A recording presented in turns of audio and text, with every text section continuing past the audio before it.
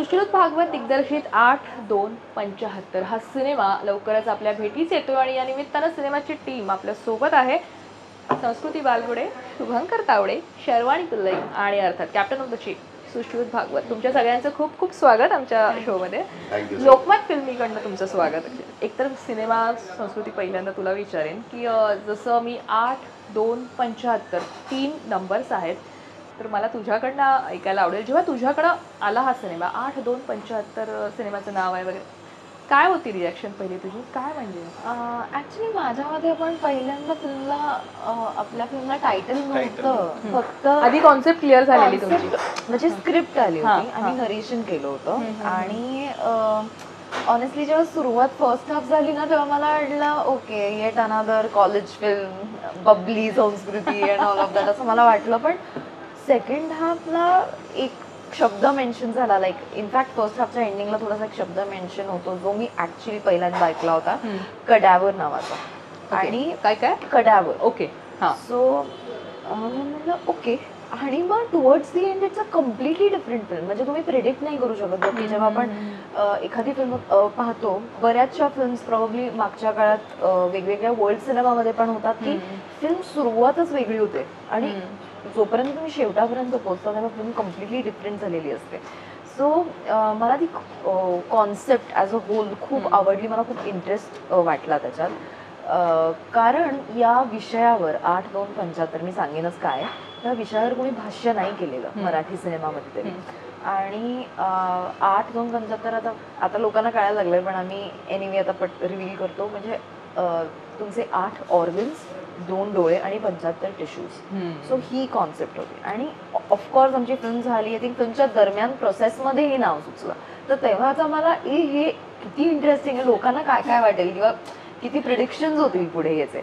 आणि तेच झालं जेव्हा मी पहिल्यांदा अनाऊन्स केलं होतं, तेव्हा लोकांना असं वाटलं की अरे तारीख आहे किंवा काळ आहे कुठला तरी, असं असं सगळं. पण आणि इनफॅक्ट मला आठवतं की तेव्हा इंडस्ट्रीमध्ये पण ते प्युअर्स होते, म्हणजे ते काय 8-2-75 तर मला फक्त बघायला येईल तेव्हा येईल, बघा ना असं व्हायचं. पण आय थिंक या विषयाचं किंवा हा विषयच कारणीभूत आहे की इतकी ग्लोबली सेलिब्रेट झाली फिल्म. म्हणजे त्याला ग्लोबली खूप अवॉर्ड्स मिळाले. आणि याच्यासाठी मला असं वाटतं की अगेन फिल्मची जेव्हा सुरुवात होते तेव्हा तुम्ही प्रिडिक्ट नाही करू शकत की फिल्म कोणत्या वळणाला येऊन पोचते. आणि Wien you leave the theatres you leave it with a thought. So असं आहे. मी आता शुभंकर तुझ्याकडे येईन, कारण जसं तिने तारखेविषयी आणि सिनेमाच्या नावाविषयी सांगितलं की कुठली तारीख नाहीये, तर हे काय आहे नक्की. पण मग याचं कनेक्शन येतं लगेच मेडिकल कॉलेजशी. कॉलेजमध्ये अशी आपण खूप धमाल केलेली असते. तुझे कॉलेजचे दिवस कसे होते आणि सिनेमातलं मेडिकल कॉलेजले दिवस, तू त्या निमित्ताने ते एन्जॉय केलेले दिवस, याचं एकंदरीत मला तुझ्याकडनं ती धमाल मजा मस्ती आपल्या शुभंकरकडनं ऐकायला आवडेल. तू कसा होतास कॉलेजमध्ये? मी खरं तर हे जे कॅरेक्टर आहे, अमोल नावाचं कॅरेक्टर असतं, त्या कॅरेक्टरमध्ये आणि माझ्यात काहीही साम्य नाहीये, म्हणजे 1% पण नाही. पण आधी सांगशील आम्हाला ते कॅरेक्टर कसं आहे? सांगेल नक्कीच आहे की म्हणजे फक्त अभ्यास, आपापलं काम, त्याच्यानंतर मेडिकल कॉलेज म्हटलं की ऑब्व्हियसली तुम्ही तुमच्या स्टडीजकडे खूप जास्त लक्ष देता.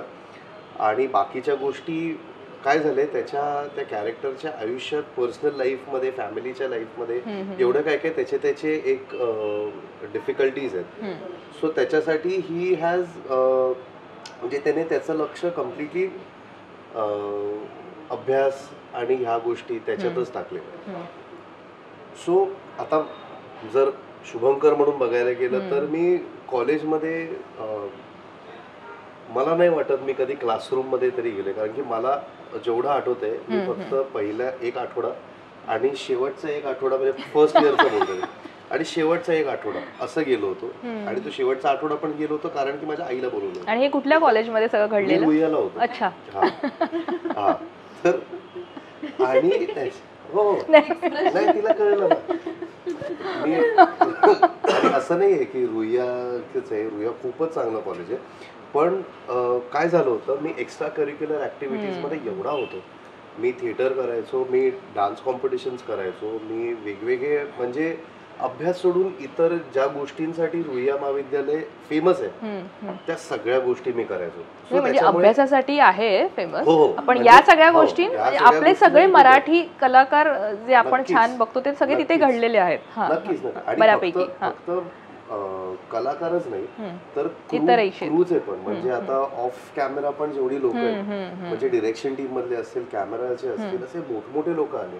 आणि जर त्यांना सगळ्यांना विचारलं ना, खूप कमी लोक असतील जे म्हणतील की नाही आम्ही प्रॉपर अभ्यास पण केला. बिकॉज रिअलिस्टिकली ते कधी कधी नाही होत पॉसिबल. बरोबर. म्हणजे अंटिल अँड अनलेस तुम्ही अगदीच इंजिनियर असाल आणि तर इंजिनिअरिंग नंतर दुसरा ऑप्शन ऍक्टिंग हाच असतो भरपूर लोकांचा. सो किंवा हो अरे हो खरंय, माझे भरपूर मित्र आहेत जे मणिपाली हो इंजिनियर आहेत आणि मग त्यांना असं झालं की ऍक्टिंग करूया आपण. सो फक्त काही कळलं. सो ते हा जो एक चेंज आहे सो नाही. पण अमोल हे जे कॅरेक्टर आहे तो खूप गोड मुलगा आहे आणि आत काही वेगळं बाहेर काही वेगळं असं काही नाहीये. फॅमिलीशी त्याच्या वडिलांशी खूप जवळ आहे. आईशी त्याच्या जे फिल्ममध्ये त्याची आई आहे तिच्याबरोबर त्याचं काय नातं आहे हे म्हणजे मला आता खरंच सांगायचं आहे पण मला ते सांगायचं पण नाहीये कारण की ते तिकडेच बघितलेलं त्याची मजा आहे. तर असा एक साधासा मुलगा आहे गावात राहणारा पण हुशार.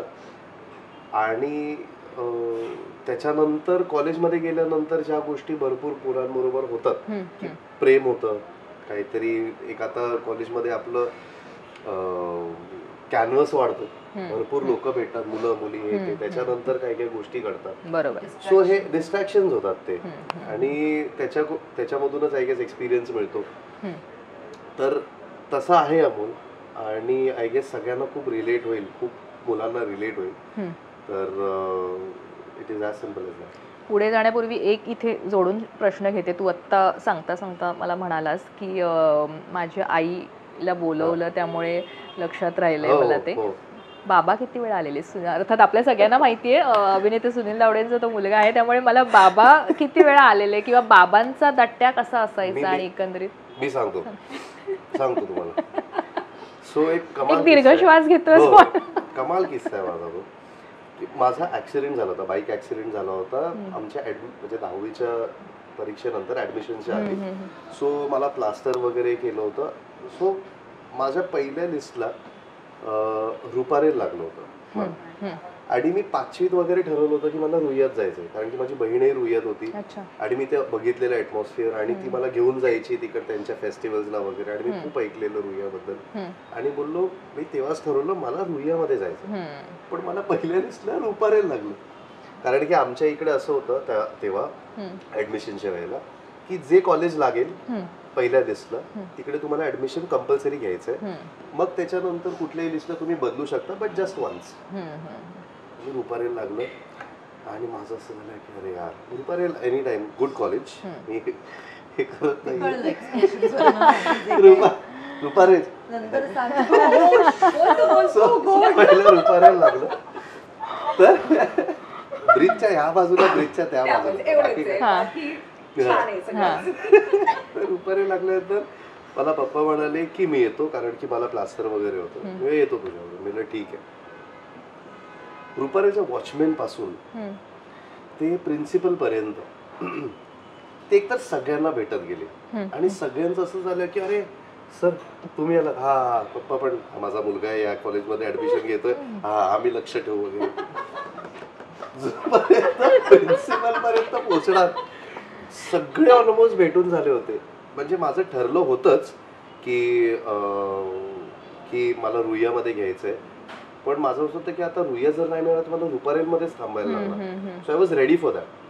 पण हे सगळं झाल्यानंतर मी म्हणालो आता तर मला कुठलंही चालेल पण हे नको.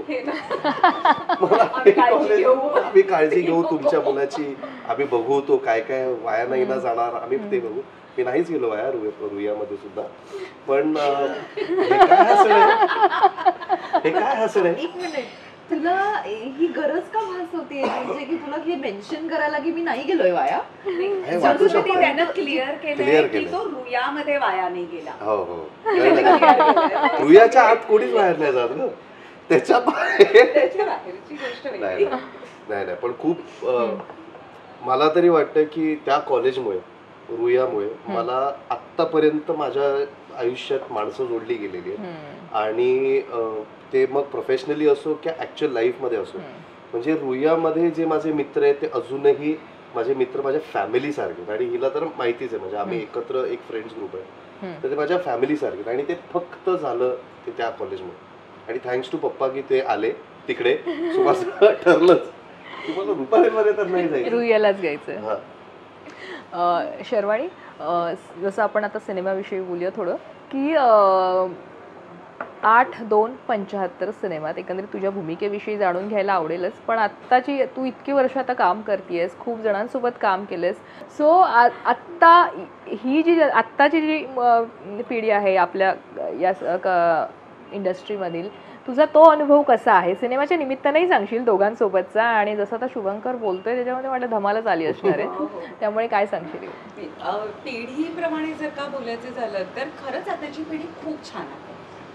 कारण खूप इंथुसियास्टिक आहे, त्यांना खूप काही करायचं असतं, त्यांनी खूप काही पाहिलं आहे, त्याच्यामुळे ह्यांच्याबरोबर काम करताना छान वाटतं. आणि संस्कृतीबरोबर मी पहिल्यांदाच काम करते, पण आम्ही म्हणजे ओळखत अशा नाही एकमेकांची कामं पाहिली होती किंवा एखाद्या इव्हेंटला भेटलो होतो.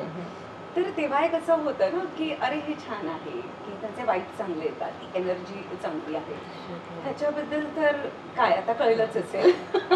आणि मी त्याची बाजू घेतली. आणि हा तुला माहित होता आधीपासून? कारण अर्थात सुनील तावडेंचा मुलगा म्हणून इंडस्ट्रीमध्ये त्याचं येणं जाणं असेल, तो माहित होता म्हणजे आधी लहानपणापासून? नाही नाही नाही, लहानपणापासून माहित नव्हता, पण ऍक्टर म्हणून माहित होता की चांगला ऍक्टर आहे. आणि जेव्हा एकत्र आम्ही काम केलं तेव्हा मी एवढं नक्की सांगू शकते की मी काही ह्यांच्यासारखं खूप दिवस काम नाही केलं, पण जितके दिवस काम केलं तितके दिवस की हे आधीपासून काम करत होते. आणि प्रत्येक ऍक्टरला जेव्हा तो पहिल्यांदा फ्लोअरवर येतो तेव्हा ट्रिमेंडस टेन्शन असतं, काही सुचत नसतं सगळं. म्हणजे मला फिल्म माहीत होती, विषय माहिती आहे, प्रोसिजर माहीत आहे, त्या मुलांना मी ओळखते, हे उत्तम ऍक्टर्स आहेत. की तिकडे आनंद इंगळे होता आमच्या बरोबर काम करताना, हा आपला विजय पटवर्धन होता, मी यांना आधीपासून ओळखत होते. आनंद यांनी खूप काम केलंय, विजय बरोबर पहिल्यांदा काम करत होते. पण हे असं सगळं असताना सुद्धा मला प्रचंड टेन्शन होतं की अरे बापरे, आता आपण ह्यात एंटर होतो असं. पण असं मला कुठेही या मुलांनी जाणवू दिलं नाही की एक नवीन कलाकार म्हणजे त्या फिल्मसाठी असलेलं एक कॅरेक्टर आता आपल्या ग्रुपमध्ये एंटर होत आहे, हे असं कुठेही जाणवू दिलं नाही. आणि असंही कुठे जाणवू दिलं नाही की तुम्ही खूप काम केलंय. म्हणजे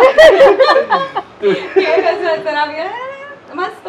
तर ही पिढी म्हणून मला खूप आवडते. आणि एक ऍड करतो की आमच्या फिल्म मध्ये आता कॉलेज म्हटल्यावर एवढी यंग पोरं आहेत ना, म्हणजे आपण किती ऍक्टर्स आहेत, 16 नवीन पोरं आहेत आणि ते सगळे उत्तम कामं करतात. म्हणजे असं नाही की फक्त आता घ्यायचे ही पोरं म्हणून आम्हाला कॉलेज बॉईज दाखवले, कॉलेजमध्ये फ्रेंड सर्कल, माझे फ्रेंड्स असतात, माझे हॉस्टेलमेट्स असतात, तिच्या मैत्रिणी असतात किंवा आमचे क्लासमधले काही लोक असतात.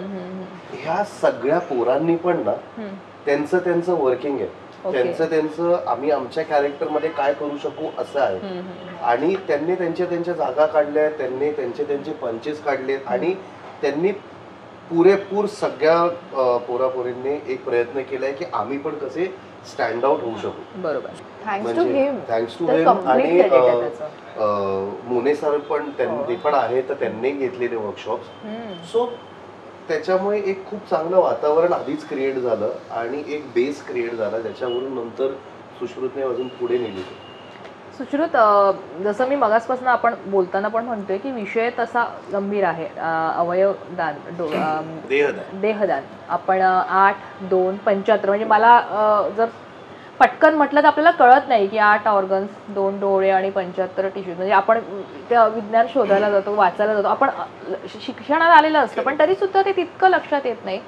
मग अशा पद्धतीचा विषय मांडताना एकतर विषयाचं गांभीर्य आहेच, पण हलक्या फुलक्या पद्धतीनं तो लोकांपर्यंत जावा जेणेकरून कुठे तो बोर होणार नाही. तर लोकांमध्ये जागृती येईल किंवा लोकांना तो एक इंटरेस्ट वाटेल, एक मनोरंजन होईल आणि ॲट द सेम टाईम तो विषय त्यामागचा आपला उद्देश लोकांपर्यंत पोहोचेल. मग हे सगळं करताना ती भट्टी कशी सगळी जुळून आणली आणि टीम कशी जुळून आणली? तसं मी आणि शर्वाणीने पण आधी आतापर्यंत लिहिलेले सिनेमे एकत्र लिहिलेले आहेत. या सिनेमाची पटकथा पण आम्हीच लिहिली, संवाद संजय मुनांनी लिहिले. सो एक बेसिक ही टेक्निकल टीम जी असते, लेखक संवाद लेखक म्हणून आम्ही एकत्र काम करतो, ती ऑलरेडी आम्ही आधीपासून काम करत आल्यामुळे आता हा आमचा 3रा-4था सिनेमा. सो 4 सिनेमांमध्ये ती एक बेसिक भट्टी तयार झाली. बरोबर. जसं संस्कृती मगाशी म्हणाली तसं की ज्या वेळेला जे फिल्म सुरू केली, आम्ही शूट सुरू करायचं ठरवलं, तोपर्यंत सिनेमाला टायटल नव्हतं. तोपर्यंत सिनेमाचं वर्किंग टायटल होतं देहदान. आणि भीती हीच होती की देहदान असं म्हणल्यानंतर प्रेक्षक येईल का सिनेमा बघायला, की अरे बापरे काहीतरी आता ना हे आपल्याला अक्कल शिकवणार. मग याची भीती वाटायला लागते आपल्याला पण की अक्कल शिकवणारा सिनेमा नको. बरोबर. आनंद इंगळे आहे या फिल्ममध्ये, तो नरेशनच्या दरम्यान पण अनेकदा हे म्हणला होता की आता बघ मी तुला काय सांगतो असं म्हणून कोणी सांगायला लागलं की कोणी ऐकत नाही. सो तसं आपण काही नको करायला फिल्ममध्ये. ही एक आयडिया सगळ्यांची क्लिअर होती की आपल्याला हा विषय, हा मेसेज जरी पोहोचवायचा असला तरी तो जितका हसत खेळत पोहोचवू तितका तो नक्की लोकांपर्यंत पोहोचेल. आणि ज्यावेळेला आम्ही या विषयावर काम करतो, आमचे निर्माते जे आहेत सुधीर कुलते, त्यांच्या डोक्यात बेसिकली ही संकल्पना होती की आपण देहदानावर काहीतरी सिनेमा करायला पाहिजे.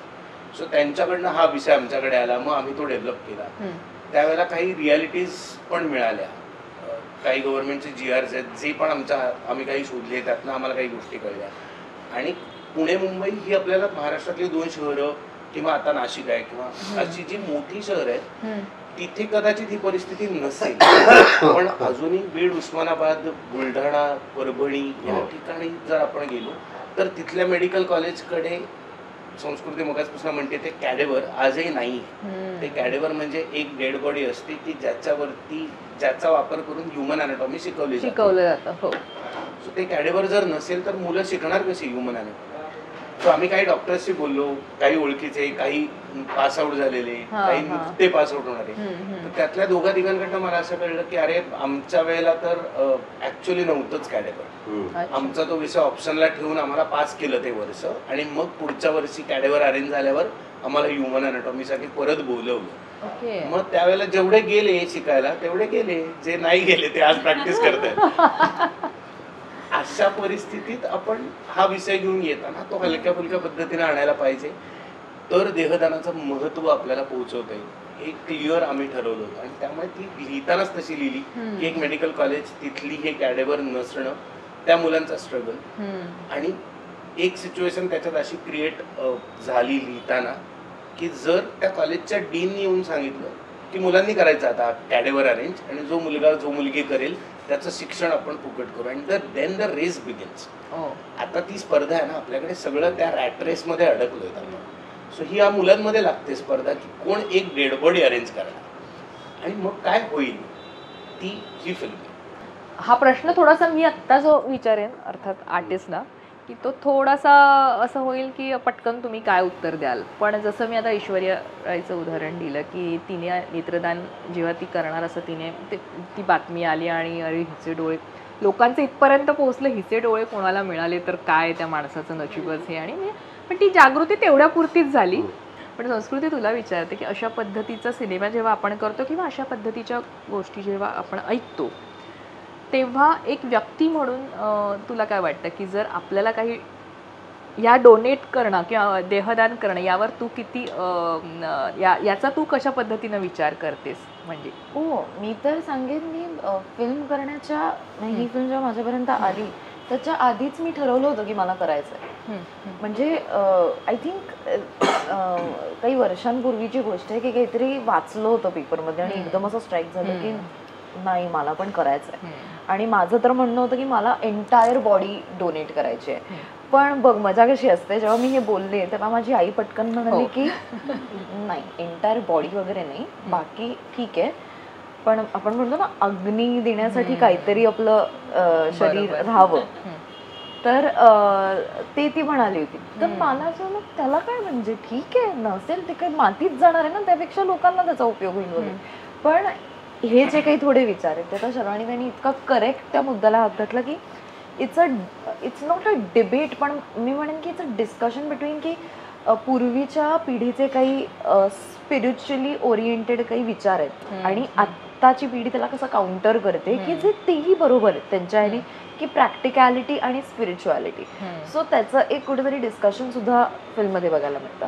पण माझ्या की मला असं वाटतं मला इनफॅक्ट करायचं आहे बॉडी डोनेशन असं किंवा वॉट एव्हर जे काही त्या काळापर्यंत जर जे काही शाबूत असेल तर ते मला डेफिनेटली डोनेट करायला आवडेल. पण म्हणजे I think to each is own की लोकांना वाटेल की ऐश्वर्या रायचे डोळे मिळतील यार आपल्याला, उथळ थोडा विचार तो त्यावेळेला तसं ते झालंच होतं. म्हणजे ऑफकोर्स ती सेलिब्रेटेड आणि अर्थात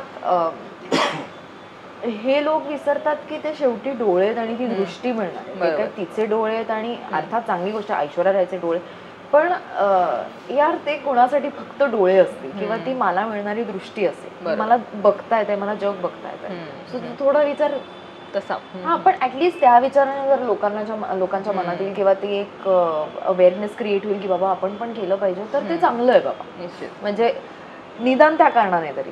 पण तसा विचार या बाबतीत सेलिब्रिटींना फॉलो करायला हवं, ज्या गोष्टी तुम्ही मग त्याने काय घातलं आणि हे सगळं फॉलो करण्यापेक्षा तो काय पद्धतीने विचार करतो आणि काय. सेलिब्रिटीजना फॉलो करण्यापेक्षा आपल्या इंडस्ट्रीमध्ये एक सेलिब्रिटी आहेत ज्यांचे म्हणजे I don't know if it is out or not, but मी त्यांचं नाव नाही घेणार, पण त्या व्यक्तीचा जीव वाचलाय कारण की एक ऑर्गन डोनेट केले गेले त्यांना. सो इफ देर इज सेलिब्रिटींची जर घ्यायचंच असेल काहीतरी त्यांच्या आयुष्यातनं तर हा एक इन्सिडेंट घेऊ शकतात की आत्ता ते आपल्यात आहेत कारण की एक अख्खा ऑर्गन त्यांना डोनेट केला गेला. आणि आपल्या इकडे डोनेशनची प्रोसिजर खूप वेगळी असते की आधी तुमचं ते वेटिंग लिस्टमध्ये नाव लागणं, बरोबर, त्या वेटिंग लिस्ट नंतर तुमचं ते लिस्टमध्ये सिलेक्ट होणं, तुम्हाला डोनर मिळणं, ते मॅच होणं, मग त्याच्यानंतर ते अख्खं प्रोसिजर पण कसं असतं की अख्खाच्या अख्खं लंग नाही ट्रान्सप्लांट होत. इट इज म्हणजे कुठल्याही बॉडी पार्टच्या, मी लंगचं सांगू शकतो की एक पार्ट तुमचा तिकडे तुम्ही तो ट्रान्सप्लांट होऊ शकतो. आता तो पार्ट लागल्यानंतर सुद्धा तो तुमच्या लंगला, तुमच्या बॉडीला सपोर्ट करतोय नाही करत आहे, कसे इन्फेक्शन होत आहेत, काय होत आहेत, खूप मोठी प्रोसिजर आहे, खूप हे आहे. सो ना एका सेलिब्रिटीशीच त्यांचंच आयुष्य ते आता जिवंत आहेत त्याच गोष्टीमुळे. आत्ता जे आपण म्हणतोय ना, आत्ता जे नॉर्मल नाहीये ते काही वर्षानंतर खूप नॉर्मल होऊ शकतं. जे आपण बघत आलोय कितीतरी वर्ष आधी ज्या गोष्टी नॉर्मल नव्हत्या त्या आधी आत्ता एवढ्या गोष्टी त्या नॉर्मल आहेत की त्याच्याबद्दल काही बोललं तर ऑफेन्सिव्ह आहे. सो अशा भरपूर काही गोष्टी आहेत. सो आता देहदान आणि ह्या गोष्टी मला तरी वाटतं काही अवेअरनेसमुळे आणि 8/2/75 नंतर फक्त ना ॲटलिस्ट एक काय म्हणतो एक विचार जरी आला ना याने की ह्याच्यावरती निदान 2 मिनिटं बसून प्रत्येकाने विचार जरी केला ना, I think we have won it. म्हणजे ह्याच्यानंतर मी करणारच वगैरे, it is very far fetch. कधीच तो म्हणजे मला नाही वाटत, मी स्वतःने विचार केला त्याच्यावर. आणि तो इंडिव्हिज्युअल डिसिजन आहे एका पॉइंटला. नाही म्हणजे वाटू शकतं ना मला नाही करायचंय बाबा, सो त्याच्यावर आमचा विरोध नाही आहे, तुम्ही असं कसं म्हणू शकता. आय थिंक तो खूप सब्जेक्टिव्ह आहे तो डिसिजन. पण जर तुम्हाला विचार करायला जरी भाग पडलं ना की यार हो यार, कारण का आपल्या बरोबर नाही पण ऍटलीस्ट जवळच्या माणसांबरोबर किंवा नात्यातल्या माणसांबरोबर तरी या गोष्टी घडलेल्या असतात. बरोबर. आणि आपण खूप सेल्फिश असतो एका पॉइंटला. म्हणजे आपण हे म्हणतो की भाई माझ्या भावाला पाहिजे असेल, माझ्या बहिणीला मी माझं काही काढून देईन, पण सेम म्हणजे सिमिलरली जर शेजाऱ्याला लागलं तर तू काय करणार आहेस, की जर हे लागलं तर. सो आपण जर त्या दृष्टिकोनाने जर बघितलं ना, आणि मी पर्सनली तर I don't believe in after life किंवा मी त्या ह्याच्यातला नाहीये, म्हणजे मी ते तसा नाही विचार करत. सो माझ्यासाठी तर मी डेफिनेटली हे काही वर्षानंतर हा एक त्याचं प्रॉपर डॉक्युमेंटेशन, बिकॉज मला हे पण बघायचं आहे की हेल्थ वाईज आपण किती आत्ता स्वतःला जपतोय. बरोबर. आणखी जर तुम्ही देहदानाबद्दल बोलत असाल तर तुम्ही स्वतःचं शरीर पण तेवढं जपलं पाहिजे. बरोबर. शेरवाणी तू कसा विचार करतेस या एका मी, पूर्णतः अग्री आहे ह्या सगळ्याबद्दल किंवा प्रत्येकाचा पर्सनल आहे, पण मला तर नक्कीच आवडेल देहदान करायला. कारण जसंही म्हणाल की शेवटी काय होणार आहे की भस्मच होणार आहे ना, त्यातनं काय मिळणार आहे, फक्त ते रिच्युअल्स थ्रू जाणं. आणि मी इतकं सांगते की मला ह्या क्षणाला तरी हे रिच्युअल्स का केले जातात आणि माझा विरोध नाही आहे ह्या रिच्युअल्सना. त्याचं कारण मी सांगते, हे का केले जातात मला अजून माहीत नाही आहे. की माझा ह्या गोष्टींवर विश्वास आहे की मंत्रांमध्ये ताकद आहे किंवा हे रिच्युअल्स काही ना काही कारणानं केले जात असतील, पण ह्याचा अर्थ असा नाही की त्यासाठी उद्या मी गेल्यावरती मला अग्नी द्या. कारण आता तर अग्नी तर इलेक्ट्रिक याच्यावर दिला हो. मग म्हणजे हे बदलत चाललंय ना. बरोबर. आणि एकाला मला असं वाटतं की मी फार पर्सनल माझा एक अनुभव शेअर करते तुमच्याबरोबर,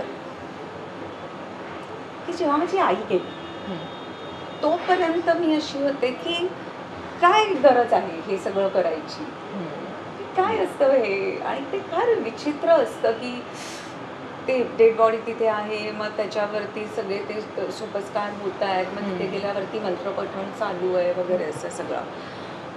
आणि मला असं वाटायचं की अरे काय हा इट्स अ मॅडनेस, याची काहीच गरज नाही आहे वगैरे. तोपर्यंत मी अतिशय फर्म होते की याची काही गरजच नाही आहे. पण मी इतकं नक्की सांगू शकते की पूर्वी बायका स्मशानात जात नव्हत्या, म्हणजे चितेपर्यंत आताही जाऊ देतात का मला माहीत नाही, पण आता जातात. आता आपण जातो तिथपर्यंत त्या व्यक्तीला साथ देतो. आणि जेव्हा माझ्या आईचं हे सगळं चालू होतं तेव्हा मला जेन्युअनली असं वाटत होतं की अरे हे एवढंच आहे, अजून करा ना, अजून करा ना, अजून करा ना. एवढ्याच रीती असतात, ह्याच्यापेक्षा जास्त काही नसतं. आणि हे मला फक्त एवढ्यासाठी वाटत होतं की माझी आई मला सोडून चालली. त्या क्षणी मला असं वाटलं की खरोखरच ह्या विधी एवढ्यासाठीच असतील का की ती व्यक्ती जास्तीत जास्त आपल्याबरोबर थांबावी. मी फार पोरकट विचार आहे नाही, नाही, हे माझा, खूप- पण कारण this is valid. ती माझी आई आहे, मी तिची मुलगी आहे. आणि ज्या गोष्टींसाठी माझा पूर्णतः विरोध होता त्या क्षणी मला असं वाटलं की नाही, हे किती गरजेचं आहे. मला असं कट ऑफ होऊन नाही चालणार. अचानक एखादी व्यक्ती आपल्या आयुष्यातून निघून जाते आणि ती कट ऑफ होते, ते डायजेस्ट करायला वेळ तर द्या. की जसं आपण फॉरेन फिल्म्समध्ये बघतो की ते स्मशानात असतात आणि प्रॉपर ते स्पीच देतात. मी नाही स्पीच देऊ शकत, माझं कोणी जवळचं गेलं दूरचं गेलं मी नाही स्पीच देऊ शकत, पण ते स्पीच देतात, ते एक्सप्रेस होतात की माझं तुझ्याबरोबरचं रिलेशन काय होतं. मला नाही माहीत की स्पिरिट असतं नसतं, ऐकून माहीत आहे की 13 दिवस स्पिरिट आपल्याबरोबर असतं आणि म्हणून 13 दिवस आपण ते पाळतो. आपण त्याच्यासाठी सगळ्या गोष्टी करत असतो. ज्या ज्या गोष्टी हे तर फारच मी म्हणजे विचित्र बोलते की जेव्हा असताना आपल्याला त्याची किंमत नसते, गेल्यावर असते वगैरे, हे अगदीच आई वडिलांना आपण नेहमीच टेकन फॉर ग्रँटेड घेतलेलं असतं. आणि अचानक जेव्हा ते निघून जातात तर ते जे कनेक्शन आहे, तर त्याच्यासाठी ना मला त्या क्षणी असं जाणवलं की हे किती छान आहे, हे रिच्युअल्स होऊ दे, हे व्हायला पाहिजे. पण त्यासाठी मी हे असं कधीच म्हणणार नाही की उद्या माझ्याशी कोणी कनेक्टेड असतील म्हणून माझ्या डेड बॉडीवरती तुम्ही रिच्युअल्स करत राहा आणि let them connected with me in all that. म्हणजे आईशी तर प्रत्येक व्यक्ती आपल्या जाणाऱ्या व्यक्तीबरोबर कनेक्टेड असतेच, पण म्हणून माझं फक्त म्हणणं एवढंच आहे की त्यासाठी मी असं नाही म्हणणार की मी देहदान नाही करणार. तर मला देहदान करायला 100% आवडेलच, पण त्याचबरोबर मी हेही म्हणते की हे जे संस्कार होतात त्या देहावरती ते फार सुंदर असतात. जर का तुम्ही त्या पद्धतीनं अनुभवले तर ते म्हणजे इट इज ऑसम की तुला जाताना सुद्धा आणि मी तितक्याच आदराने, माझ्या प्रेमानं, माझं जे काही आहे त्या सगळ्यांना मी तुला पाठवते, तू जाऊ नको, पण मी तुला नाही थांबवू शकत आहे. पण आपली आवडती व्यक्ती तिला रिस्पेक्टफुली आपण पाठवणं असं, त्यामुळे कदाचित हे संस्कार असावेत असं मला वाटतं. म्हणून मी म्हटलं हे अज्ञान आहे माझं, हे फक्त माझ्या भावना आहेत ज्या मी सांगते या बाबतीत. एक फक्त खूप भाऊक नोटवर आपण हे आता आपलं संभाषण पोचलंय. पण आत्ता थोडंसं मी वातावरण हलकं फुलका करते. कॅप्टन ऑफ द शिप डिरेक्टरला मी विचारते की बाकी सगळे आर्टिस्ट म्हणून माहिती आहेत सिनेमाच्या निमित्ताने किंवा कामाच्या निमित्ताने, पण यांचे हिडन टॅलेंट व्यक्ती म्हणून, नॉर्मल व्यक्ती म्हणून हिडन टॅलेंट प्रत्येकाचे मला सांगाल. हा, खाण्याचे आमचे सगळ्यांचे वेगळे एक तर सगळे टॅलेंट. खादाड आहे यांच्याकडे बघून असं वाटतं ना, युजली सेलिब्रिटीज बद्दल एक भ्रम असतो समाजात की ते खूप डाएट करतात किंवा जिमिंग करतात, त्यांना फिटनेसची प्रचंड आवड असते. हे भ्रम आहे. म्हणजे ज्या कलाकारांबरोबर मी ह्या सिनेमाच्या निमित्ताने काम केलंय, मग ते नवे असतील, नवे म्हणजे माझ्यासाठी नवे असतील किंवा माझ्यासाठी जुने असतील, नवे आहेत पण छावे आहेत. सो असे टॅलेंट आहे त्यांच्याकडे. हे अत्यंत खादाड आहेत, त्यांना सगळीकडे खूप खायला आवडतं. आणि यांचं सगळ्यांचं एक बेसिक म्हणणं आहे की खाण्यासाठी जन्म आपला, त्यामुळे हे व्यवस्थित खातात. यांना विविध ठिकाणची खादाडी संस्कृती माहिती असते, यांना ती जपायला आवडते. हे त्याच्यासाठी भेटतात. मग उरलेल्या वेळात आपण शूटिंग करू, मग कामाचं वगैरे बोलू. सो हा एक बेसिक या सगळ्यांमधला हिडन टॅलेंट आहे. संस्कृतीबद्दल मला आणखीन एक, म्हणजे मी तिच्याशी तर अनेकदा बोललेलोच आहे, पण हे मला कधी ना कधीतरी ऑन कॅमेरा हे म्हणायचंच होतं. तिच्याबद्दल ना इंडस्ट्रीत एक गैरसमज आहे की ती डान्सर ॲक्टर आहे. आपल्याकडे ना एक कॅटेगरी केली जाते की ती संस्कृती बालगुडे ना, हा ती डान्सर ॲक्टर आहे. तर हा गैरसमज आहे. संस्कृती ॲक्टर आहे आणि additional talent is she can dance very good. उत्तम डान्सर आहे खरंच. तर तिच्याकडे प्लीज सगळ्यांनी ॲक्टर म्हणून बघणं खूप गरजेचं आहे. आणि Shubhankar is a fantastic actor. म्हणजे मी नवीन जी मुलं आहेत त्यांना ते सगळेजण मॉनिटरवरती असायचे जेव्हा बाकीच्यांचे सीन चालू असायचे. तर तेव्हा ना त्या मुलांना पण मी ह्याचं पण वर्कशॉप देत होतो की टेक्निकल ॲक्टिंग म्हणजे काय, ती शिकायची असेल तर शुभंकरचे क्लोज बघा, शुभंकर कसं काम करतोय. म्हणजे एक सिक्वेन्स आम्ही शूट करताना असा होता की जिथे ऑन कॅमेरा शुभंकरला हे लक्षात येत होतं की आत्ता तो कदाचित कव्हर होणार आहे, कारण शेजारी आनंद इंगळे आला होता आणि विजय पटवर्धन पण होता. अचानक ब्लॉक भरल्यामुळे त्याच्या हे लक्षात आलं होतं की आता आपण कव्हर होणार आहोत. आणि तो सायकलवर होता.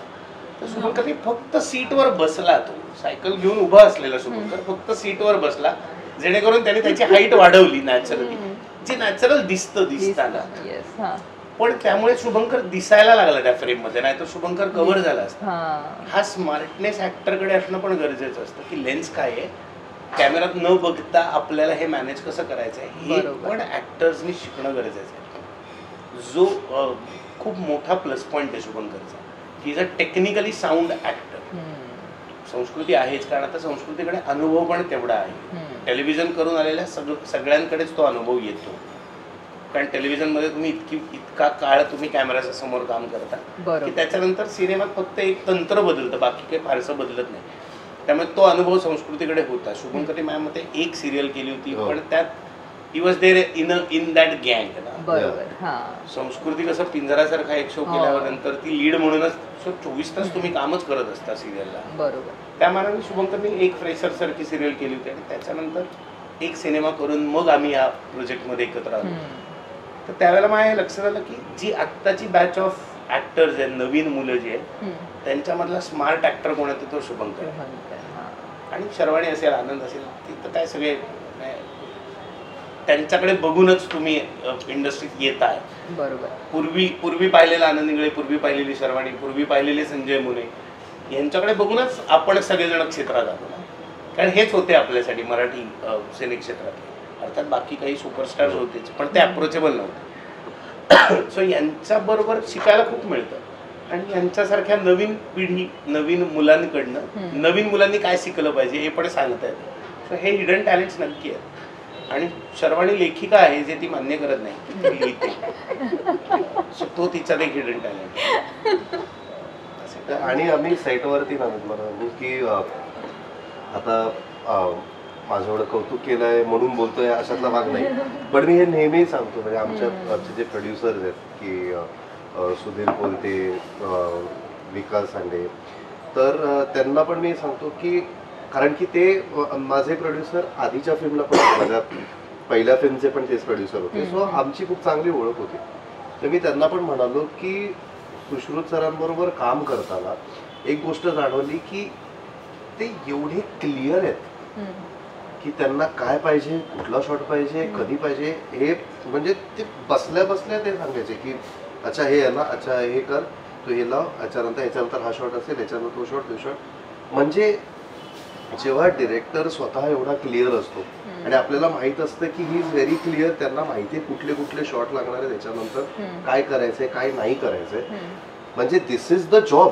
पण भरपूर असे डिरेक्टर असतात की हे त्यांची पद्धत असेल, पण ते आरामात की बाबा आता कुठलं आता मग ते डिस्कस होणार की कुठला नाही घ्यायचं आहे, मग एडीज बरोबर बोलणं होतं, मग त्याच्यानंतर कुठल्या तरी एडी सांगतो की हे करूया, मग ते सांगतं एडीजनाच सांगतं की तुम्ही बघा कुठला शॉट. नाही, ही वॉज व्हेरी क्लिअर की कुठलं पाहिजे काय पाहिजे. सो मला माझ्या याच्यात पण असं व्हायचं की जर डिरेक्टर स्वतः जर 100% क्लिअर आहे आणि रेडी आहे, आपण 150% रेडी असलंच पाहिजे. पण आता डिरेक्टर्सनी तुमचे हिडन टॅलेंट्स असे खूप छान सांगितले, पण मला थोडेसे असे मुश्किल पद्धतीचे हिडन टॅलेंट, तुम्ही दोघांनी एकमेकांमध्ये कामं, तुम्ही 2 एक वेब सिरीज केली आता सिनेमात, दोघांमधले हिडन टॅलेंट. मला असं वाटतं शुभंकर, ते तर मी आहेच, पण शुभंकर मला असं वाटतं कोणालाही फसवू शकतो, कोणालाही. आणि असं म्हणजे तुला विश्वास होऊ शकत नाही की इतका स्ट्रेट फेस ठेवून आणि इतक्या कन्व्हिक्शनने तो इतक्या आणि त्याने फसवलंय सेटवर. सो बेसिकली आता मी हे आउट करते कारण का म्हणजे याच्या पुढे त्याला वेगळी स्टोरी करावी लागेल आणि त्याला प्लीज प्लीज बघ कळलं तुला ते किती सिव्हिअर आहे याचा अर्थ. हात जोडतोय तो. ठीक आहे. ते अरे ते माझं साधन आहे, त्याच्यावर मी जाऊ जगतो. दे. हा बरोबर आहे का? आणि नाही तो छान आहे म्हणजे सेटवरती हा. छान एनर्जी मेंटेन. माझ्या कुठली गोष्ट हा, ती गोष्ट नाही सांगायची. ठीक आहे ठीक आहे ठीक आहे ठीक आहे खरं ठीक आहे. मी माझाच किस्सा सांगते, याच्यानं माझाही बावळटपणा कळेल सगळ्यांना. तिचं आणि hidden त्याचं- talent कळेल. हा, माझं हिडन टॅलेंट हे आहे ते हिडन नाही की आहे मी actually. मी इतका सो आम्ही काळेधंदे केलं आणि माझं ना ऑनेस्टली शुभंकर विषयी असं होतं की अरे सुनील काकांचा मुलगा, कारण ते माझ्या पहिल्या सिरियल मध्ये आम्ही एकत्र काम केलं तो सुनील काकांचा मुलगा. त्याच्यानंतर मग आम्ही 8-2-75 केलं आणि 8-2-75 नंतर आमची मैत्री खूप चांगली झाली. सो एक गणपती, हे कदाचित तुलाही माहिती नाहीये, गणपती होते आणि आम्ही काहीतरी पिक्चर का काहीतरी एकत्र बघत होतो. गणपतीमुळे ना आपल्या तोंडात ते गाणी असतात, त्यामुळे मी गात होते कशी चिक्क मोत्याची, असं मी गुणगुणत होते. त्याच्यानंतर हा माझ्याकडे असा पॉज घेतो आणि माझ्याकडे असं बघतो आणि म्हणतो इट्स नॉट दॅट. तर मी म्हणलं म्हणजे इट्स नॉट कशी चिक्क मोत्याची माळ. तर मी म्हटलं ऑब्व्हियसली आता या टोनमध्ये आम्ही जनरली असं इंग्लिशमध्ये आम्ही ऑब्व्हियसली असं पटकन बोलतो, त्यामुळे मी खूप सिरियसली म्हणलं व्हॉट इज इट, कारण का मला इतका स्वतःवर कॉन्फिडन्स आहे की मी 100% चुकीचं गाऊ शकते. त्यामुळे मी म्हणलं मग काय, तो म्हणाला कशी चिक्क मोत्याची नाहीये, ते कदाचित मोत्याची माळ होती. पण त्याला अर्थ एक आहे. मिनिट माझा किस्सा ना मध्ये बोललो. तर मी हँग मी तिकडे हँग आणि नाही, मी पण आता गाण्याची ओळ दिली हे केली एक्झॅक्टली गं. कळलं तुला ते विश्वास नाही. कदाचित मोत्याची माळ होती ग ती आणि सोडायची. कसं झालं कदाचित एक्झॅक्टली. आणि माझं असं मी हँग आणि कदाचित मी म्हणलं हो यार कदाचित मोत्याची माळ असू शकते 30 तोळ्याची, आपल्याला काय माहिती. म्हणलं नाही हा बरोबर असेल, आपण बावळट होतो, आपण काही गातो, लोकांमध्ये एम्बॅरेसमेंट होण्यापेक्षा इथेच जी काय झाली ती करेक्ट झाली आपल्या माणसाबरोबर की कदाचित कट्टू.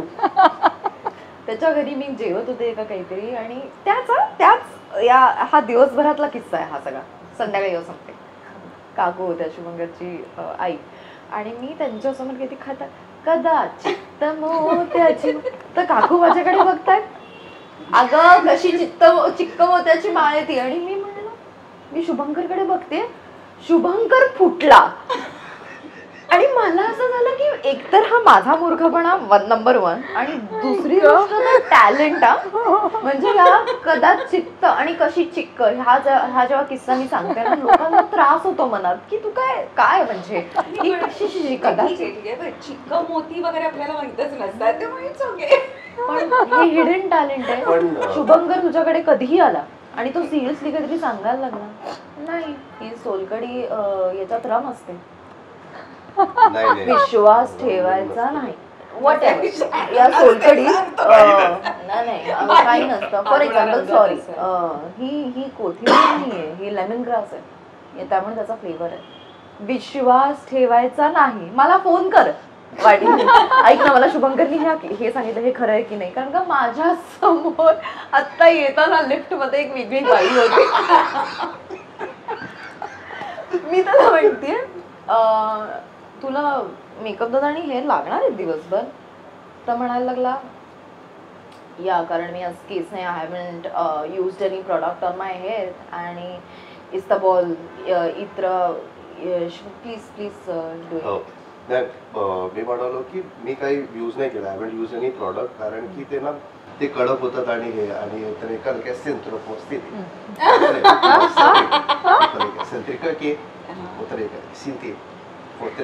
अजिबात लक्षात घेऊ नको ही चुकीची भाषा आहे ही भाषा काही नाहीये तो चुकीचं बोलतोय आणि त्या बाईच्या समोर तो बोलतोय आणि मी स्ट्रेट फेस ठेवायचा आहे की म्हणजे ओके आता हा चालू झालाय ठीक आहे मी फक्त प्ले अलॉंग करायचंय त्या बाई अशा होत्या तू बोललीस की नाही त्याच्यावर ती कसली ती बोलता बोलता मला बोलतो एवढं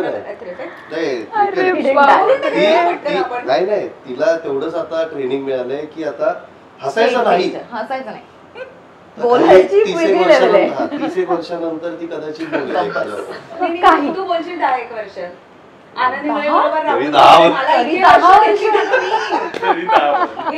पुष्कर श्रोत्री यांच्याबरोबर कामं करून मी इतकी वर्ष घेतली आहेत की आपण हसायचं नाही आणि मग हे सुरू झाल्यावर आपल्याला असं काहीतरी बोलायचं आहे एक वाक्य तरी.